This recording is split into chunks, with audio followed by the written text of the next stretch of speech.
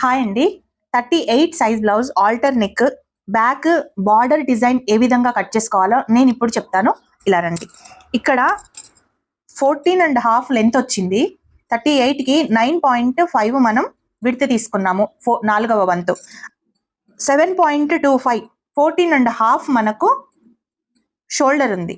14.5 shoulder, ఇందులో 3 inches మనం neck side వేసుకున్నాం. ఇక్కడ నుంచి 2.5 కిందికి వేసుకున్నాను. ఈ మధ్యలో మనకు ఈ రౌండ్ నెక్ అయితే గీసుకున్న తర్వాత వీళ్ళ నెక్ వచ్చేసి ఇక్కడ నుండి ఇంతవరకు ఉంది. సో ఇదనమాట, ఇది కొలుచుకున్నాను ఇంతవరకు. ఓకే, విడ్త్ వచ్చేసి 3 ఇంచెస్ ఉంది. సో 3 ఇంచెస్ నుంచి ఇలా స్ట్రైట్ గా బార్డర్ ఎలా వస్తుందో ఆ విధంగా అయితే బార్డర్ ని నేను ఈ విధంగా కట్ ఓన్లీ మార్కింగ్ చేశాను. సో ఇక్కడ నుండి ఇక్కడ వరకు మనం నెక్ కట్ చేసుకొని ఈ విధంగా బార్డర్ ని మనం నార్మల్ గా పైనుంచి ఇది ఉల్టాయించిన తర్వాత పైనుంచి మనం ఈజీగా వేసుకోవచ్చు. ఓకే, సో ఈ విధంగా అయితే మార్కింగ్ చేసుకుంటే మీకు డిజైన్ నెక్ ఈజీగా వస్తుంది అండ్ ఎక్కువ కష్టపడాల్సిన అవసరం లేదు. స్టిచ్చింగ్ కూడా నేను చూపిస్తాను.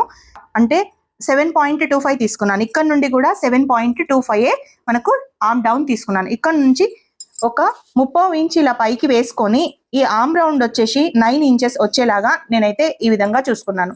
సో ఇక్కడ నుండి 7.25 వేసుకొని ఇక్కడ 30 ఇంచ్ విడ్త్ పైకి వేసుకుంటే ఎగ్జాక్ట్ గా 9 ఇంచెస్ ఆర్మ్ రౌండ్ వచ్చింది. వీళ్ళకు 9.5 ఆర్మ్ రౌండ్ కాకుండా 9 ఇంచెస్ ఆర్మ్ రౌండ్ మాత్రమే ఉంది కాబట్టి ఈ విధంగా తీసుకున్నాను. ఒకవేళ 9.5 కావాలంటే మనకి కిందికి ఒక 1/2 ఇంచ్ కిందికి దించుకొని చేస్తే 9.5 మనకు ఆర్మ్ రౌండ్ అయితే వస్తుంది.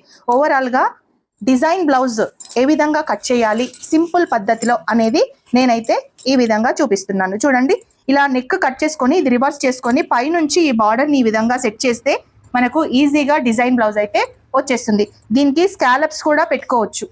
ఓకేనా? ఈ వీడియో కనుక నచ్చితే ఒక చిన్న లైక్ చేయండి.